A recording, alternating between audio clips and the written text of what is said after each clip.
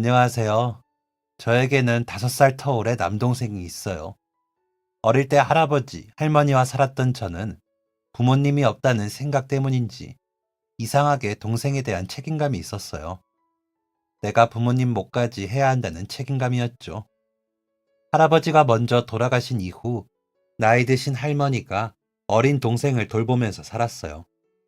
우리 집은 부유한 편은 아니었지만 그렇다고 당장 굶어 죽을 형편도 아니었기 때문에 매일 입에 풀칠하는 정도로 겨우 벌어먹고 살아도 그럭저럭 지낼만 했어요. 할머니는 돌아가신 저희 부모님 대신 키워주시면서 사랑을 잔뜩 주셨기에 그것만으로도 삶은 부족함이 없었어요. 작은 동네에서 살다 보니 이웃집의 숟가락이 몇 개인지 알 정도로 가까웠어요. 그중 특히 바로 아랫집에 살던 동갑의 남자애와 친했는데요. 그 애는 아버지가 돌아가시고 엄마랑 둘이 살고 있었어요. 이사 온 지 얼마 되지 않았을 때 젊은 아가씨가 혼자서 애 키우느라 고생한다며 저희 할머니가 안타깝게 생각해서 먼저 문을 두드리시면서 인연이 시작되었는데요. 할머니가 반찬이나 먹을 것들을 이것저것 챙겨줄 때마다 어머니도 항상 빈 그릇으로 돌려보내는 건 예의가 아니라고 배웠다며 맛있는 음식을 담아 우리 집으로 보내주셨어요. 그럴 때마다 항상 그 집 아들과 함께 올라오셨는데 그러다 보니 자연스럽게 친해질 수밖에 없었죠. 그 집 어머니가 일 때문에 저녁 늦게 돌아올 때면 그 친구는 우리 집에서 밥도 같이 먹고 신나게 놀다가 자고 가는 일도 있었어요. 그러면 다음 날도 학교도 같이 가고 어차피 같은 건물에 사니까 돌아오는 길 하교도 같이 했죠. 이렇게 이야기하고 보니 정말 오랜 시간을 둘이 붙어 지냈구나 싶네요. 그 친구는 원래 굉장히 내성적이고 소심했어요. 처음 저랑 만났을 때도 제대로 인사도 하지 못하고 자기 엄마 다리 뒤에 숨어서는 몸을 베베 꼬고 있었거든요. 저는 남동생이 있어서 그런지 왠지 그 애를 처음 봤을 때 모성 본능 같은 게 느껴지더라고요. 체구도 조그맣고 수줍어서 말도 잘 못하는 모습을 보니 잘 챙겨주고 싶었어요. 저는 그렇게 생각을 했는데 그 애는 그래도 나름 자기가 형이라고 제 동생을 잘 챙기더라고요. 저는 남동생 둘이 생긴 느낌이었는데 자기는 형님이 된 기분이었다며 일부러 어른스럽고 듬직해 보이려고 애썼다고 나중에 이야기하더군요. 물론 저는 전혀 그렇게 못 느꼈지만요. 꼬꼬마 유치원생인 남동생과 같이 저희 세 사람은 삼총사처럼 붙어 다녔어요. 그렇게 어릴 때부터 붙어 다녀서 그런지 저희는 항상 셋이 같이 있는 게 익숙했어요. 어디를 가던 늘 함께 다녔기에 서로의 존재가 너무나 익숙했죠. 그 친구는 친형제도 아닌데 이렇게까지 저희의 삶에 깊숙이 들어왔다는 게 놀라웠어요. 제가 성인이 될 때쯤 저희 할머니가 세상을 떠나시고 이제 정말로 동생의 보호자가 되었어요. 그리고 저는 가장 친한 소꿉친구와 이제는 우정 이상의 뭔가를 느끼고 있었죠. 계기 같은 것은 잘 모르겠어요. 그런 게 있었는지도 모르겠고요. 그냥 어릴 때부터 늘 봐오다 보니 익숙해졌고 서로가 없는 세상은 더 이상 상상이 되지 않았어요.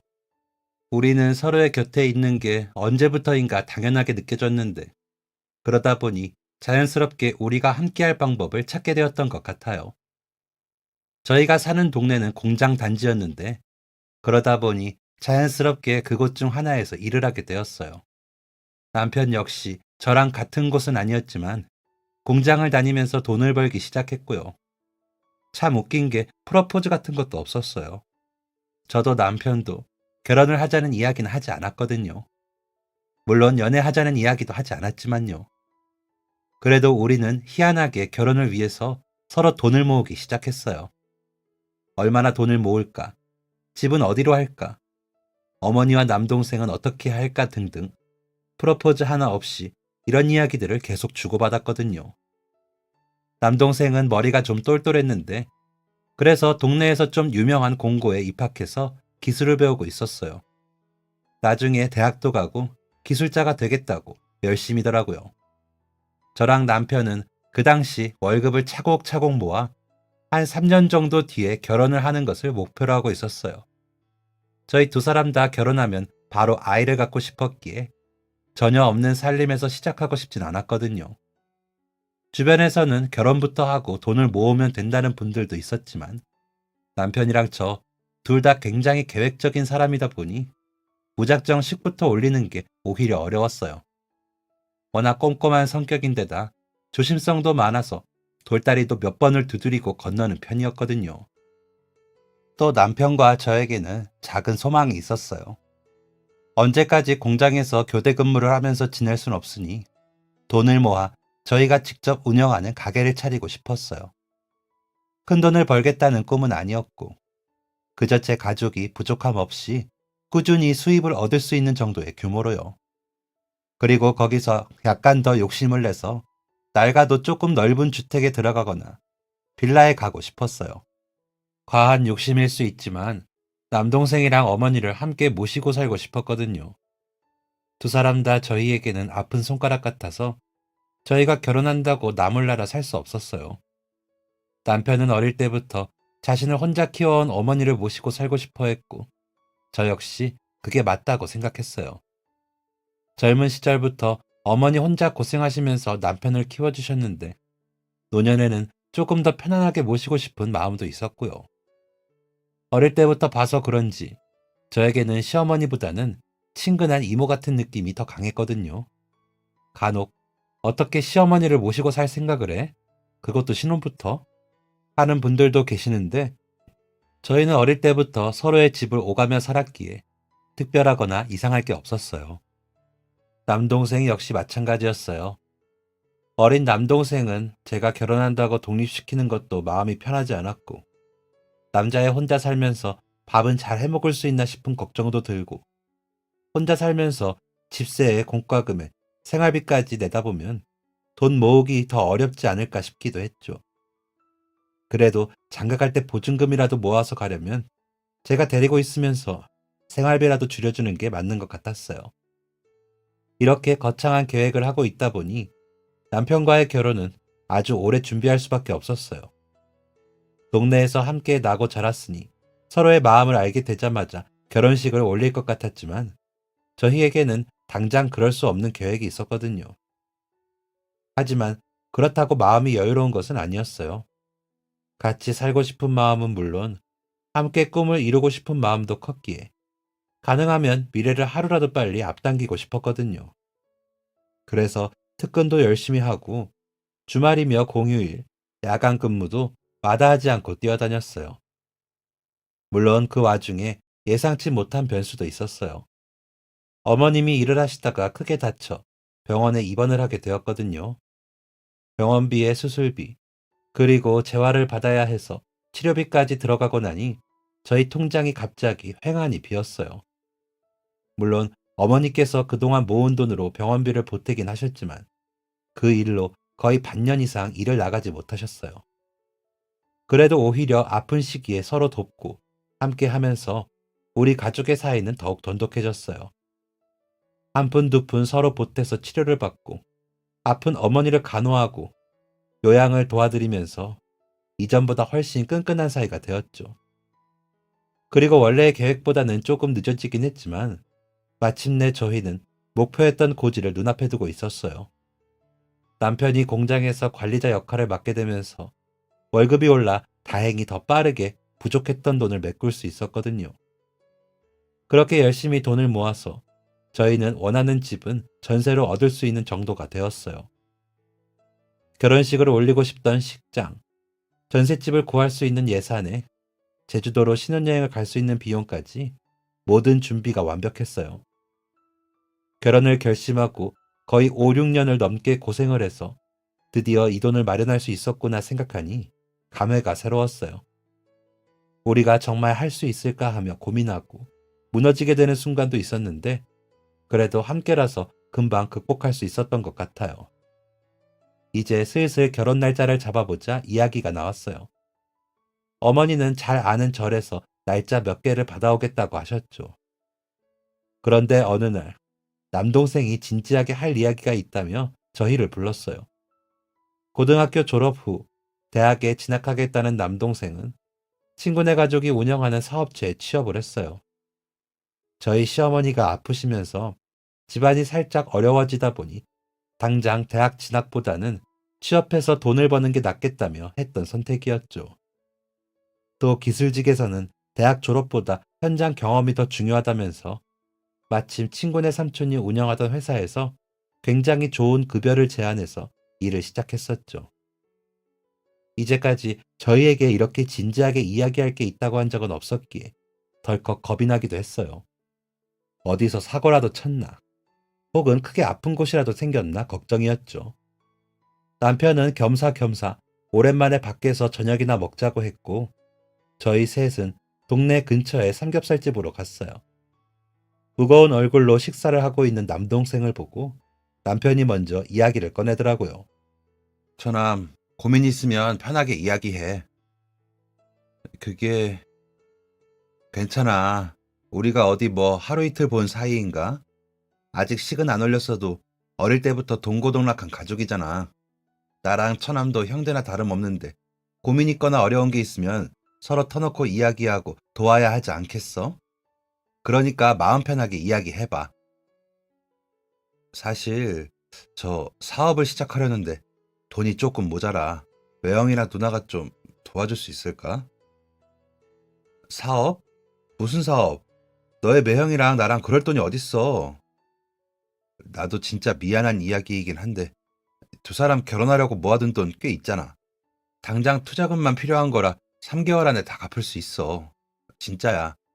나 일하는 곳에서 이번에 다른 지역에 사업체를 하나 더 낼지 고민 중인데 친구랑 나랑 둘이 투자해서 거기 지점을 우리가 운영하면 어떨지 하는 이야기가 나와서.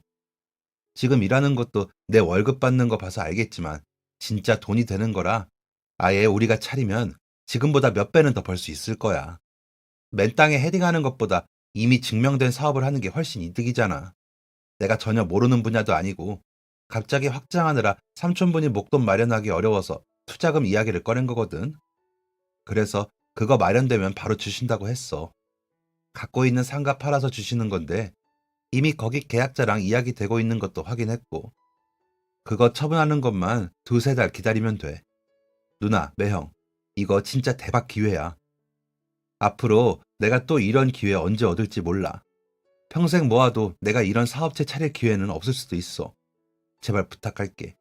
진짜 3개월 안에 무조건 갚을 거야. 아니, 결혼식 날짜 잡기 전이니까 누나도 급한 건 아니잖아. 3개월. 진짜 딱 3개월만 나 믿고 빌려줘라.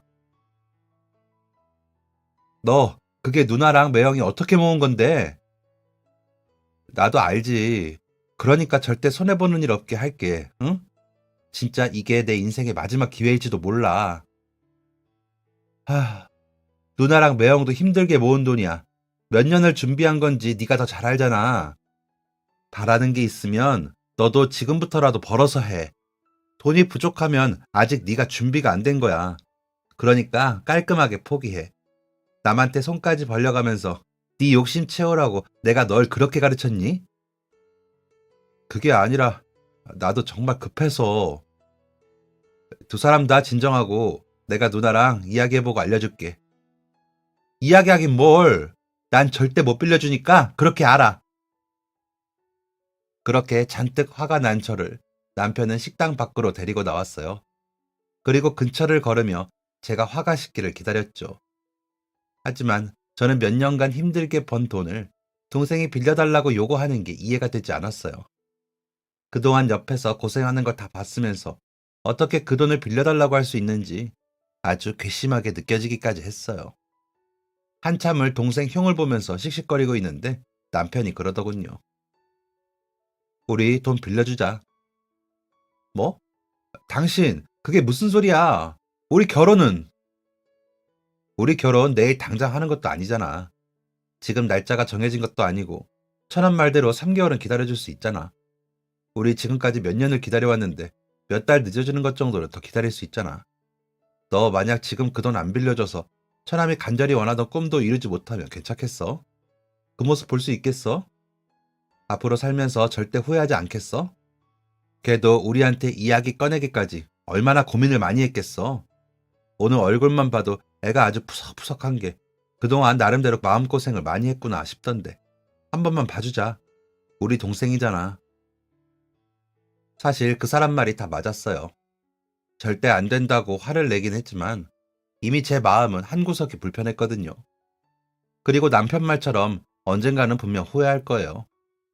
내가 그때 결혼 욕심에 돈을 빌려주지 않아 동생이 꿈을 이루지 못한 것에 대해 평생 마음의 짐을 안고 살아가겠죠.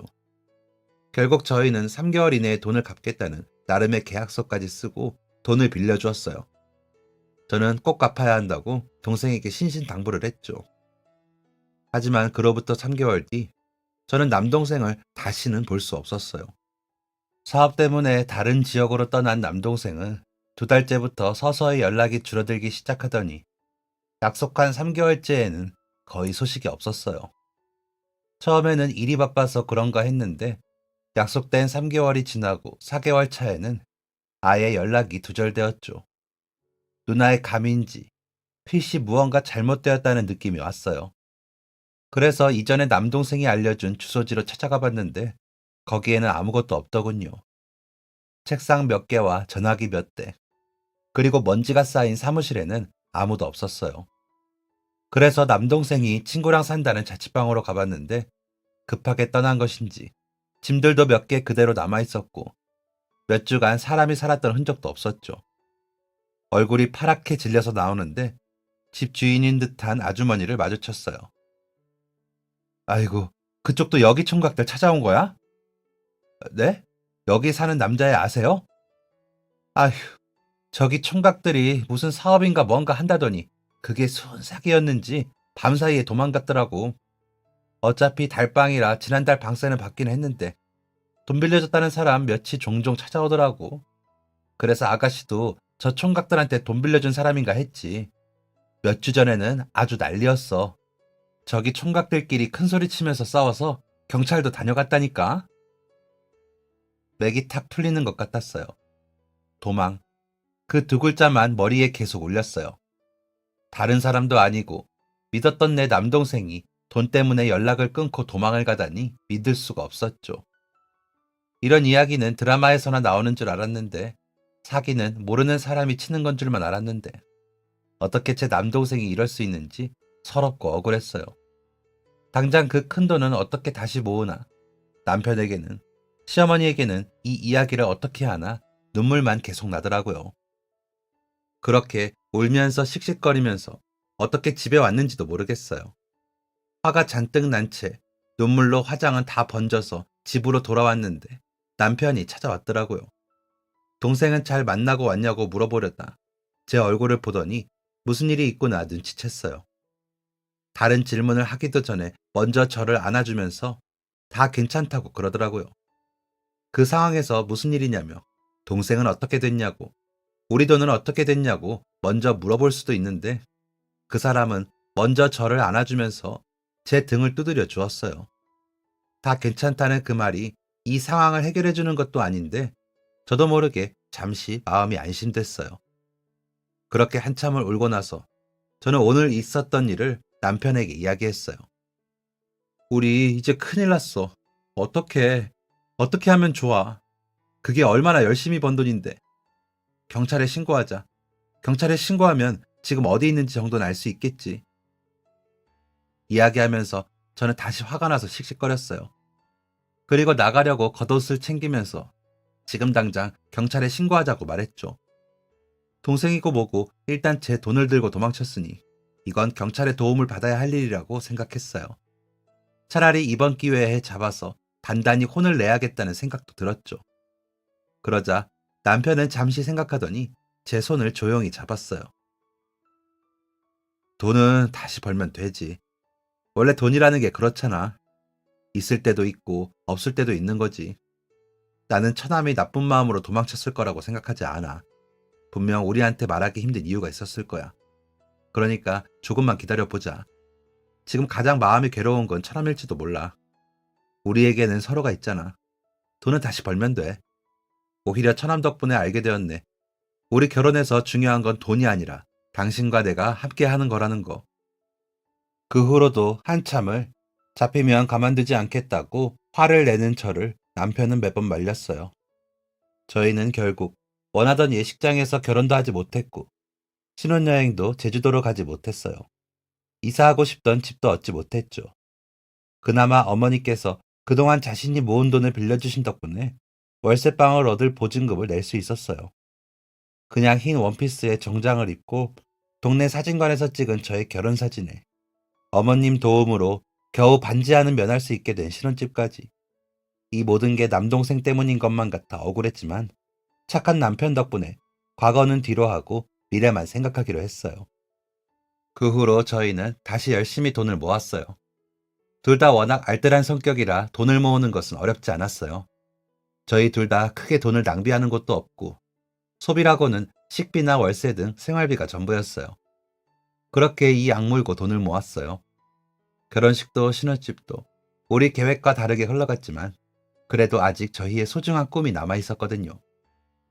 그렇게 10년을 꼬박 열심히 일을 하고 악착같이 모아서 저희는 마침내 식당 하나를 차렸어요. 남편과 제가 20대 때부터 오랫동안 꿈꿔온 것이었죠. 10년의 시간 동안 많은 일이 있었어요. 시어머니께서 먼저 세상을 떠나시고 저희에게는 소중한 아기 천사가 찾아왔어요. 그리고 그 많은 일이 일어난 10년 동안 남동생은 단 한 번도 연락을 하지 않았죠. 저 역시 나름 주변을 통해 수소문해 보았지만 연락이 닿지 않았어요. 남동생과 함께 사업을 했다는 친구도 행방을 알 수 없었고 원래 일하던 회사도 없어진 지 오래였죠. 그래서 언젠가부터는 그냥 저에게 남동생이 없다고 생각하고 살았어요. 10년간 연락이 없으면 그래, 그쪽도 나랑 연을 끊고 살겠다는 거구나 한 거죠. 그래도 가끔은 그래도 동생이라고 잘 살고 있는지 생각이 나더라고요. 저희가 차린 식당은 꽤 잘 됐어요. 특히 남편이 워낙 성실해서 매일 새벽마다 항구 근처의 수산물 시장에서 직접 해산물을 공수해왔어요. 그러다 보니 신선도가 당연히 다른 가게들과 비교했을 때 남다를 수밖에 없었죠. 그리고 손님들은 이 퀄리티를 기가 막히게 알아봤어요. 이 집 음식들은 뭐가 달라도 다르다며 칭찬을 아끼지 않았죠. 또 매일 새벽마다 트럭에 해산물을 잔뜩 실어오는 것이 소문나서 사람들은 여기서는 바닷가 앞에 가지 않아도 기가 막히게 싱싱한 해산물을 먹을 수 있다며 너도 나도 찾아오기 시작했어요. 덕분에 저희 가게는 날이 갈수록 잘 됐어요. 그동안 겪었던 고생을 모두 보상이라도 받는 것처럼 매출은 끝을 모르고 올라갔죠. 우리가 살면서 이렇게 많은 돈을 벌 수 있다니 하루하루가 놀라웠어요. 하지만 무엇이든 거저 주어지는 것은 없듯이 저희 가게가 잘 되는 것은 그동안 우리 부부의 노력이 있었기 때문이었죠. 그렇게 열심히 식당을 운영하며 시장에서 조금 더 가까운 곳에 가게를 확장해서 열게 되었어요. 가게가 넓어지며 단체 손님들 방문도 늘었고 이전보다 손님이 더 많이 찾아와주는 덕분에 매출도 더 늘었어요. 처음 가게를 확장할 때는 괜히 돈만 더 들이는 게 아닌가 했는데 그만큼 더 많은 손님을 받을 수 있게 되어 탁월한 선택이었다는 생각이 들어요. 어느새 저희 식당은 동네의 작은 가게를 벗어나서 하나의 사업이 되었어요. 2층짜리 규모의 넓은 가게는 늘 손님이 북적거리고 대기자가 너무 많아서 번호표를 나눠줘야 할 정도였죠. 주방에도 홀에도 일하는 사람들이 많았어요. 매일 눈코 뜰 새 없이 바빴어요. 가게 일에 애들 키우는 것까지 저희 부부에게는 하루하루가 정신없이 흘러갔죠. 이게 뭐야? 어느 날 남편이 저에게 돈을 내밀더라고요. 30만 원 정도 되는 돈이었는데 갑자기 이걸 왜 주나 싶었어요. 무슨 돈이냐고 물었더니 그냥 쌩끗 웃기만 하길래 저 양반이 나 용돈 주고 싶어서 그러나 보다 생각했어요.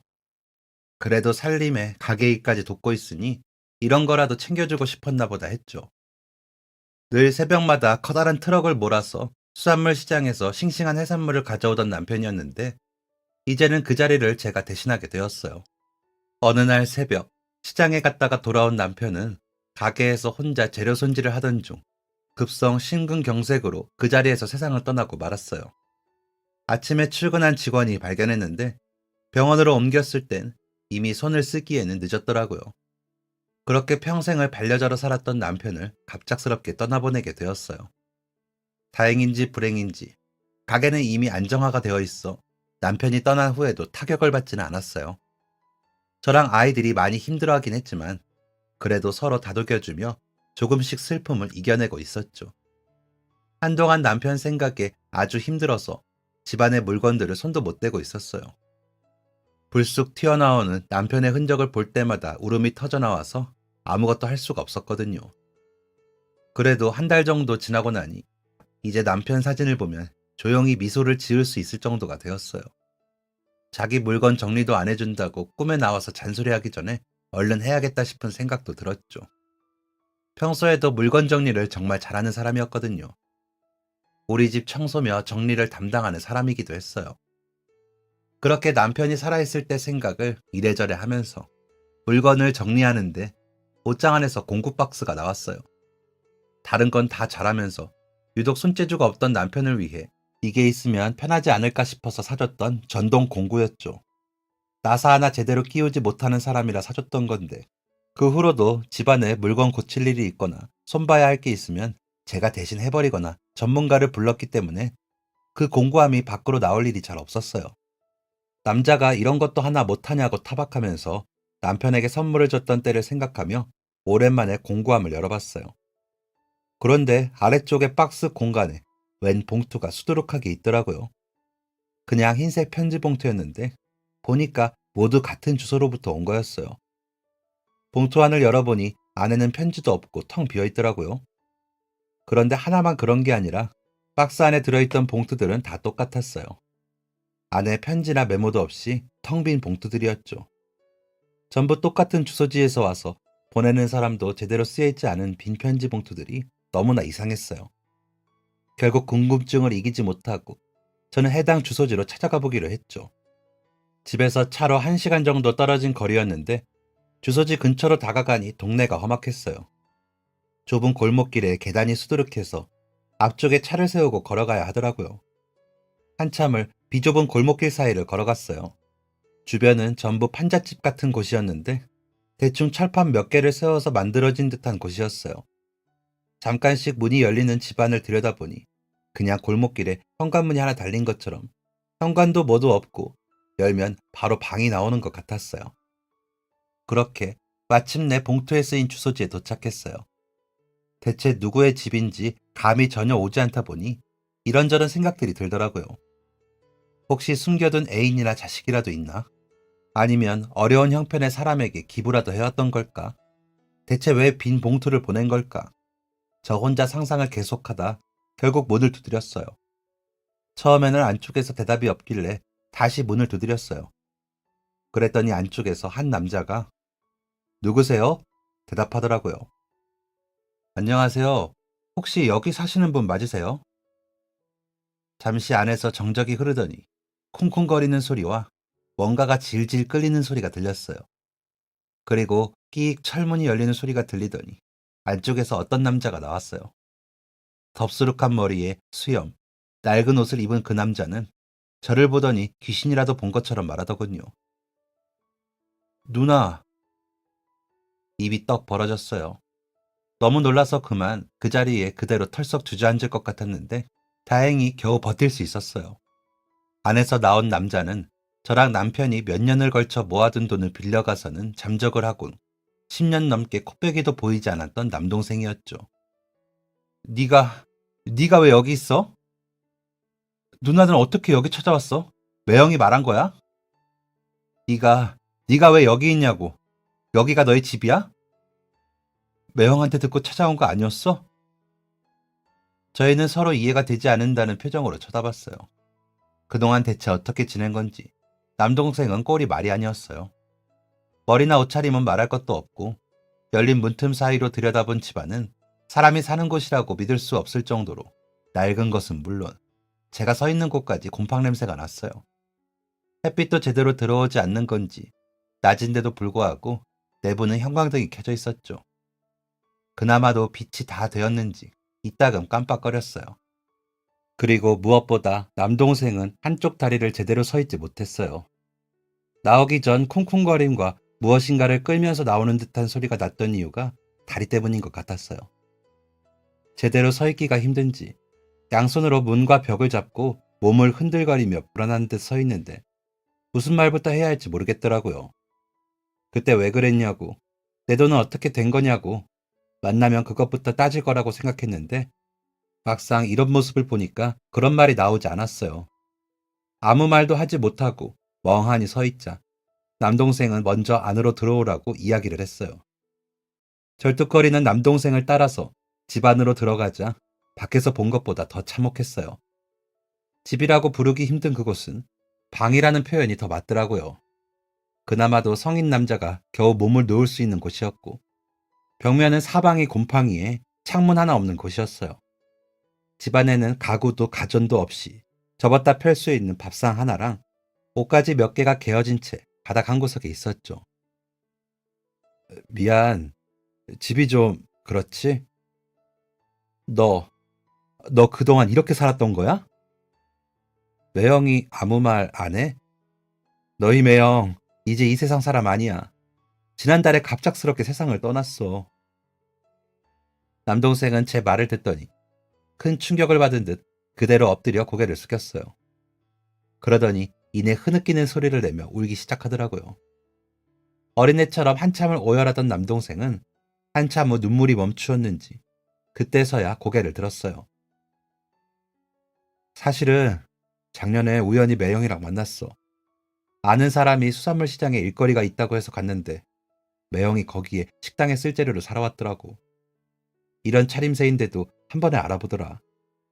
내가 밉지도 않은지 나에게 화도 나지 않은 건지 내 얼굴 보자마자 어떻게 살았냐고 왜 이렇게 힘들게 지내는 것 같냐고 자기 따라서 집으로 가자고 하더라. 누나도 나 보면 반가워할 거라고. 그런데 내가 어떻게 그러겠어.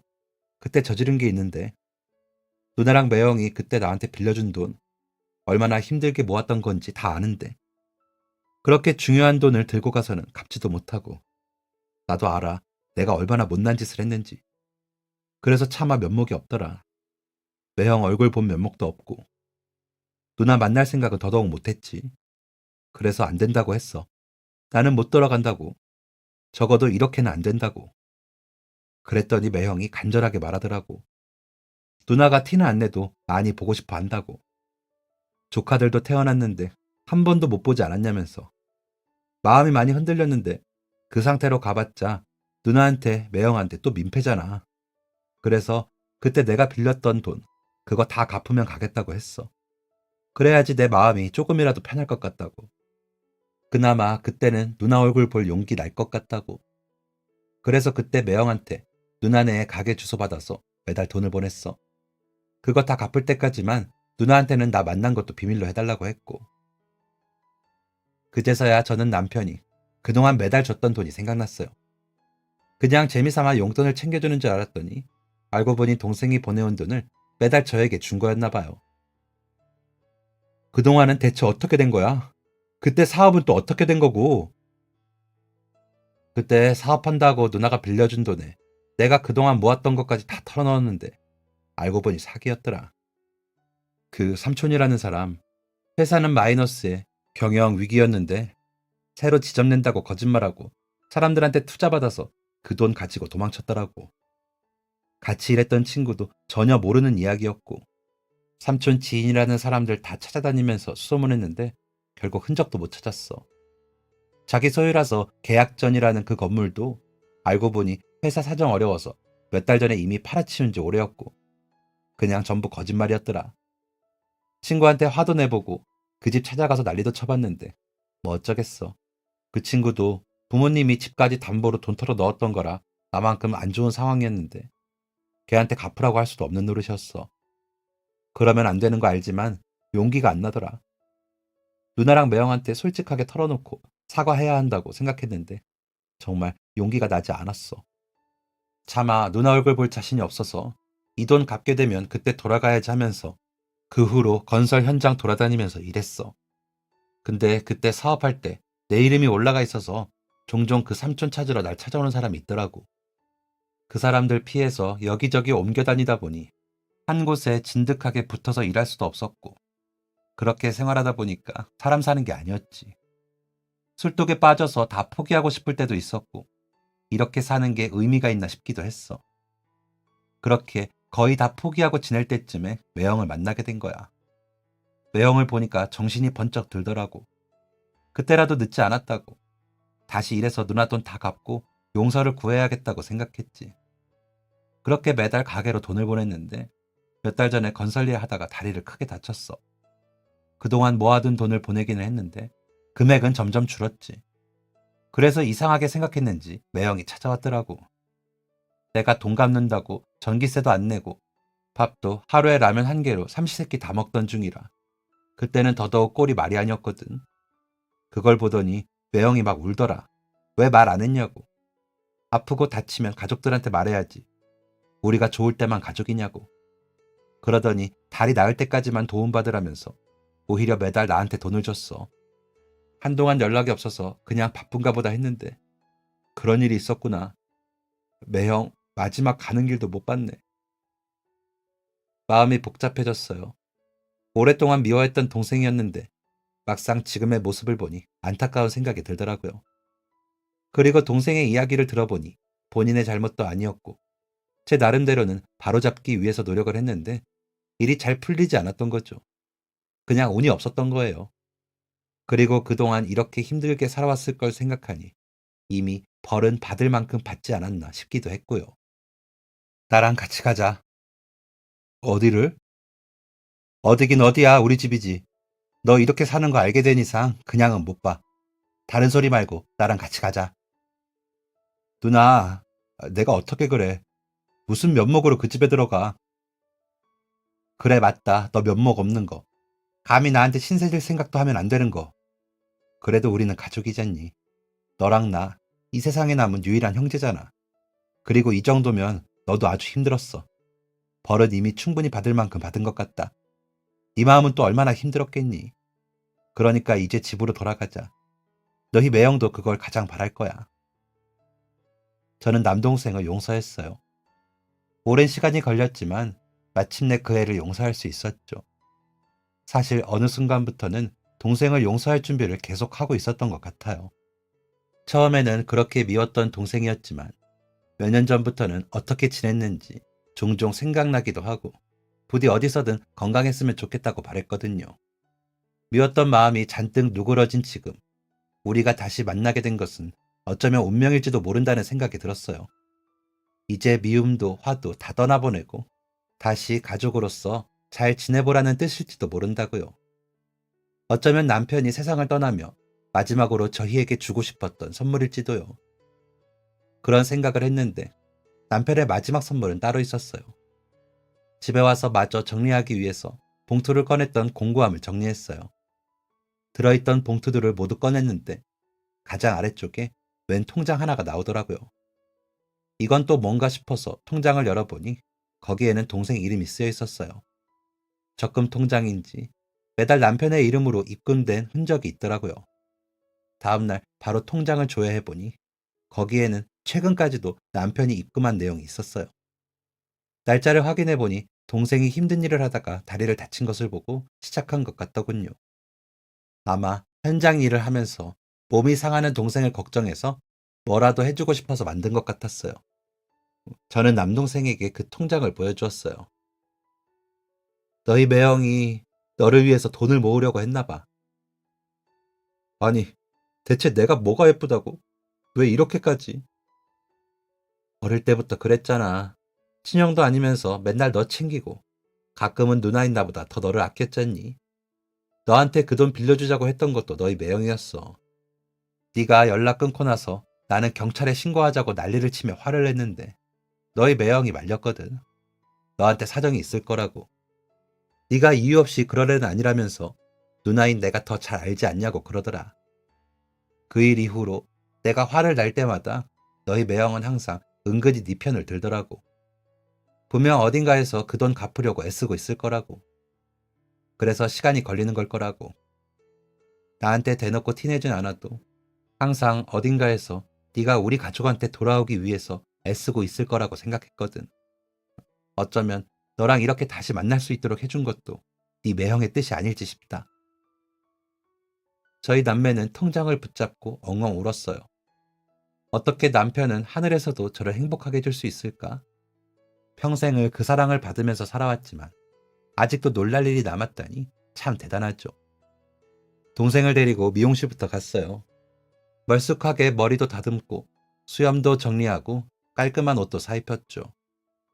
먼저 남편이 잠든 곳을 찾아가 인사를 나눴어요.